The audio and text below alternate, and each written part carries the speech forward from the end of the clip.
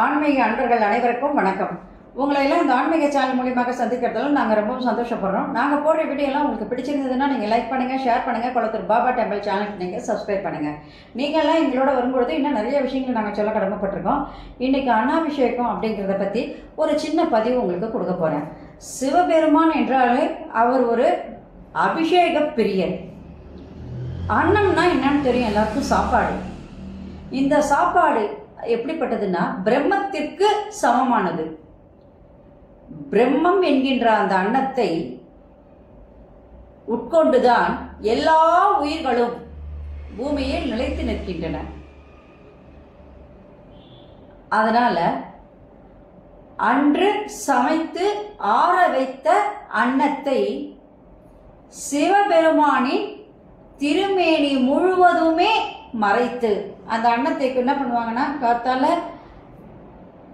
வடிச்சிட்டு அந்த அன்னத்தை எடுத்துட்டு வந்து ஆற வச்சு அதுக்கப்புறமா அதை சிவபெருமானுடைய திருமேனி முழுவதுமே மறைப்பாங்க. அதன் மேல் காய் கனி இவைகளால் அழகாக அதை அலங்காரம் செய்வார்கள். அது அவங்களுடைய விருப்பத்திற்கு தகுந்தபடி, எண்ணத்திற்கு தகுந்தபடி சிவபெருமான் அங்கே காட்சி தருகின்றார். இந்த மாதிரி காட்சி தருகின்ற அந்த வேளையிலே யஜுர்வேதம், ருத்ரம், சமூகம் போன்ற மந்திரங்கள் எல்லாம் இறைவனுக்கு பாராயணம் செய்யப்படும். இப்போ சோறு கண்ட இடமே சொர்க்கம் என்ற பழமொழி இறைவன் மீது அன்னாபிஷேகமானது செய்யப்பட்டு அதை பக்தர்கள் தன்னுடைய கண்களால் கண்டு களித்து தன்னுடைய பாவங்களை அக்கணமே நீக்கி சொர்க்கத்தை நாம் அடைய அந்த காட்சியானது நமக்கு வழிவகை செய்கின்ற காரணத்தினால்தான் சோறு கண்ட இடமே சொர்க்கம், சிவன் மீது சாத்தப்படுகின்ற அந்த சோற்றை நாம் காண்கின்ற அந்த கணம் சொர்க்கம் உடையது என்று முன்னோர்கள் அந்த காலத்தில் அந்த பழமொழிய சிவபெருமானினுடைய அன்னாபிஷேகத்தை ஒத்துதான் சொல்லியிருக்காங்க. ஒவ்வொரு சோற்றினுடைய பருக்கையும் ஒரு சிவலிங்கமாக அங்கே காட்சி தருகிறது. அதை பார்க்கின்ற பக்தர்கள் எல்லாம் சகஸ்ரலிங்கம், கோடி லிங்கத்தை காணுகின்ற பேற்றை பெறுகின்றனர். ஏன்னா ஒவ்வொரு சோறும் ஒரு சிவபெருமான் என்று சொல்லும் பொழுது அந்த கோடி லிங்கங்களை ஒன்றாக காடுகின்றார்கள். சகஸ்ரலிங்கம் சில இடங்கள்ல பார்த்தீங்கன்னா ஒரே லிங்கத்துல பல லிங்கங்கள் இருக்கும். அதை பெரிய கோயில்கள்ல இருக்கும். அதை நம்ம கண்டு கழிப்பது பெரும் பாக்கியமானது. எல்லாருக்கும் அந்த பாக்கியம் கிடைக்குமா அப்படின்னு சொன்னா நிச்சயமாக கிடைக்கும். என்னைக்குன்னா இந்த அன்னாபிஷேகத்துக்கு அன்னைக்கு மட்டும்தான். ஏன்னா இறைவன் மேல் சாத்தப்படுகின்ற ஒவ்வொரு சோறுமே ஒரு லிங்கம் என்கின்ற அடிப்படையில் நாம் அந்த கோடி லிங்கத்தை ஒரே நேரத்தில் தரிசிக்கின்ற பாக்கியத்தை நாம் அங்கே பெறுகின்றோம். ஐப்பசி பௌர்ணமி தினத்தன்று இந்த அன்னாபிஷேக விழாவை காணும் பேறு பெற்றவர்கள் எல்லாம் சொர்க்கத்தை காணுகின்ற பேறு பெற்றவர்கள் என்றுதான் சொல்ல வேண்டும். அன்னைக்கு பார்த்தீங்கன்னா சிவபெருமானுக்கு 11 வகையான அபிஷேகங்கள் செய்வது வழக்கம். எல்லா கோயில்களுமே குறைஞ்சபட்சம் 9 அல்லது 11 அபிஷேகங்கள் செய்வாங்க. இதெல்லாம் முடிச்ச பின்பு அன்னாபிஷேக வழிபாடு நடைபெறும். ஆவுடை வடிவத்தில் இருக்கின்ற அந்த சிவபெருமானுக்கு ஆவுடையின் அடிபாகத்தில் உள்ள அன்னத்தை ஆறு, ஏரி, குளம் முதலிய நீர்நிலைகளில் சென்று கரைத்து விடுவார்கள். அபிஷேகம்லாம் முடிஞ்ச, ஆராதனைகள் எல்லாம் முடிஞ்ச பின்பு அந்த அன்னாபிஷேகத்தினுடைய அந்த அடிபாகத்தை, ஆவுடைய அடிபாகத்தை எல்லாம் இருக்கு இல்லையா, அந்த சாப்பாடுகள்லாம் எடுத்து ஏரி, குளம், நீர்நிலைகளில் கரைச்சிடுவாங்க. ஏன்னா அந்த நீர்வாழ் உயிரினங்களுக்கு அது அன்று உணவாக கிடைக்கின்றது. ஏன்னா எல்லாரும் அந்த இறைவனுடைய கட்டுப்பாட்டில் தான் இருக்கும். நல்ல அதிர்வுகளும் உடலுக்கு தேவையான கதிர்வீச்சுக்களும் நிறைந்த மேல்பாகம், அதில் உள்ள அன்னங்கள் பக்தர்களுக்கு பிரசாதமாக தரப்படுகின்றது. அத்தனை அன்னத்தை இவ்வளோ இருக்கிற அன்னத்தை வச்சு எல்லாருக்கும் கொடுக்க முடியாது, ஆயிரக்கணக்கான பக்தர்களுக்கு கொடுக்க முடியாது. அதனால ஏற்கனவே வடித்து வச்சிருப்பாங்க நிறைய சாப்பாடு.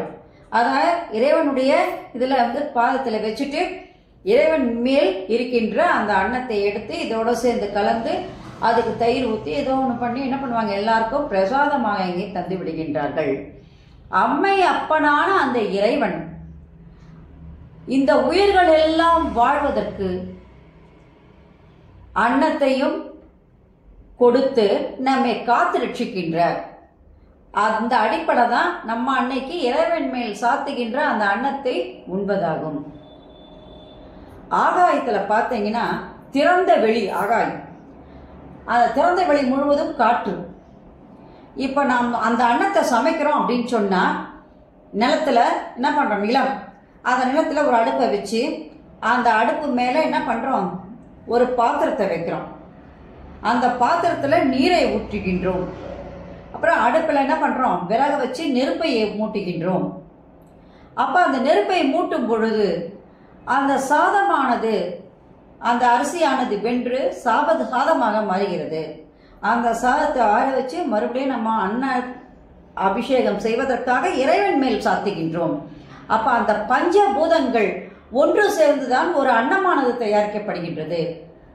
ஆகாயத்தில் உள்ள திறந்த வெளி காற்று, அப்புறம் பூமியிலிருந்து தான் நீர் வருகின்றது. அந்த பூமியில தான் நம்ம அடுப்பை வைக்கிறோம்.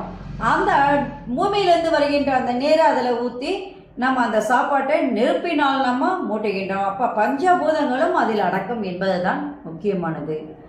அந்த ஐப்பசி பௌர்ணமி நாளில் நாம் இந்த பஞ்சபூதங்களாகிய இந்த பஞ்சபூதங்களும் இறைவனுக்குள் அடக்கம் என்கின்ற தத்துவத்தை வெளிக்கொண்டு வருவதற்காக நாம் என்ன பண்றோம், அந்த அன்னத்தை இறைவன் மேல் சாத்துகின்றோம். அது இறைவனை தழுவுகின்றது. அந்த பஞ்சபூதங்களினால் செய்யப்பட்ட அந்த அன்னமானது இறைவனை தழுவுகின்றது. அப்ப அந்த பஞ்சபூதங்கள் இறைவனுக்கு அடக்கமாக மாறிவிடுகிறது என்பதை தான் இது நிரூபிக்கின்றது. உண்மையை சொல்லணும்னா அதுதான். இறைவனை நெருங்க நமக்கு பல வழிகள் இருக்கு. அதுல ஒரு வழிதான் அன்னதானம். அது மிகவும் மிக சிறந்த ஒரு வழி. எப்படின்னு கேட்டா, பொன் பொருள் எல்லாம் என்கிட்ட நிறைய இருக்கு. ஒருத்தரை கூப்பிட்டு வாங்க சார் உட்காருங்க, இதை எடுத்துக்கோங்க, போதுமா உங்களுக்கு நான் கொடுத்துட்டே இருக்கேன். அவன் என்ன பண்றான், என்கிட்ட இருந்து அந்த பொண்ணையும் பொருளையும் வாங்கி வாங்கி போட்டு பத்தல இன்னும் கொடுன்னு கேட்டுட்டு இருக்கான். அந்த ஒருவனை நான் அமர வைத்து நான் என்ன பண்றேன், சாதம் நல்லா வடிச்சு வச்சிருக்கேன், சாப்பாடு நிறைய வச்சிருக்கேன் பதார்த்தங்களோட, ஒரு இலை தலைவாழை இலையை போட்டு அந்த பதார்த்தங்களையும் அந்த சாப்பாட்டையும் அவனை கொடுக்குறேன். அவன் என்ன பண்றான், மறுபடியும் போடுங்கன்னு கேட்கறான். ஒரு தருணத்துல போதும் இதுக்கு மேல போடாதீங்க, வயிறு நம்பி போச்சு, போதும் அப்படின்னு சொல்றான். அந்த போதும் என்கின்ற மனம் இந்த அன்னதானத்தில் மட்டும்தான் உண்டு. அதனால இந்த அன்னாபிஷேகம், இறைவன் மேல் செய்கின்ற அன்னாபிஷேகமானது பஞ்சபூதங்களுடைய அடக்கம் என்றுதான் சொல்ல வேண்டும். பஞ்சபூதங்களும் இறைவனுக்குள் அடக்கம் என்றுதான் இதன் பொருள். அப்ப அந்த பஞ்சபூதங்களை இறைவனை தழுவும் பொழுது, நாம் அதை உண்ணும் பொழுது, அந்த அன்னத்தை இறைவன் மேல் தழுவி அதை நாம் உண்ணும் பொழுது நம்முடைய நோய்கள் எல்லாம் எங்கு போகுதுன்னு தெரியாது. நாம் என்ன பண்றோம், சொர்க்கத்தினுடைய வாசலை அடைந்ததாக அங்கே நாம் நினைத்து கொள்ள வேண்டும். சரி, இந்த வருஷம் இந்த அன்னாபிஷேகமானது எந்த நாள்ல வருதுன்றத பாருங்க. 15/11/2024 வெள்ளிக்கிழமை, அதாவது ஐப்பசி மாதம் 29ஆம் தேதி முழு பௌர்ணமி தினத்தன்று இந்த அன்னாபிஷேக விழாவானது கொண்டாடப்படுகிறது. இந்த நாளதான் பக்த கோடிகள் அனைவருமே தவற விடாது சிவபெருமானை வழிபாடு செய்து அவனுடைய அருளை நாம் பெற்று சொர்க்கத்திற்கு நாம் செல்ல, நம்மை இறைவனோடு ஒன்று கலக்க வைக்க இது ஒரு நல்ல நாளாக அமைகின்றது. அதனால அந்த நாளை யாருமே தவற விடக்கூடாது. கூடுமானவரை நாம் வந்து என்ன பண்ணணும், அந்த அன்னாபிஷேகத்தை நேரில் கண்டு தரிசனம் செய்ய வேண்டும். அதுதான் ரொம்ப ரொம்ப உத்தமமானது.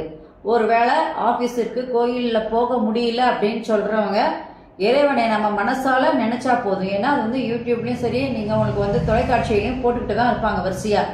அதில் பார்க்கும்போது அந்த இறைவனை நீங்கள் உள்ள கிரகிச்சிட்டு நம்ம வந்து உள்ள நினைக்கும் பொழுது இறைவனுடைய அருள் கண்டிப்பாக நமக்கு கிட்டும் என்பதுதான் உண்மையான வாக்கு. நாளைக்கு அன்னாபிஷேகம் இப்படி பார்த்துட்டீங்க, வீட்டில் எப்படி செய்யலாம், அது மட்டும் இல்லாமல் இந்த வருஷம் எந்த நாளில் கொண்டாடப்படுதுன்னு பார்த்துட்டீங்க. இந்த அன்னாபிஷேகத்தினுடைய பயன்கள் என்ன, ஏன் அன்னாபிஷேகமானது கொண்டாடப்படுது, இதுக்கு பல வரலாறுகள்லாம் இருக்கும் இல்லையா? அந்த சிறப்புகளை எல்லாம் நான் அடுத்த பதிவில் தரேன். நன்றி, வணக்கம். இந்த வீடியோ உங்களுக்கு பிடிச்சிருந்ததுன்னா நீங்கள் லைக் பண்ணுங்கள், ஷேர் பண்ணுங்கள். குளத்தூர் பாபா டெம்பிள் சேனலுக்கு நீங்கள் சப்ஸ்கிரைப் பண்ணுங்கள். நீங்கள்லாம் என்னோட வரும்பொழுது இன்னும் நிறைய விஷயங்களை நான் சொல்ல கடமைப்பட்டிருக்கேன். நன்றி, வணக்கம். அனைவருக்கும் நலம் உண்டாகட்டும். ஓம் Sairam. அரஹர Mahadeva. Shambho Mahadeva. Subscribe to my channel and please press the bell icon for more videos.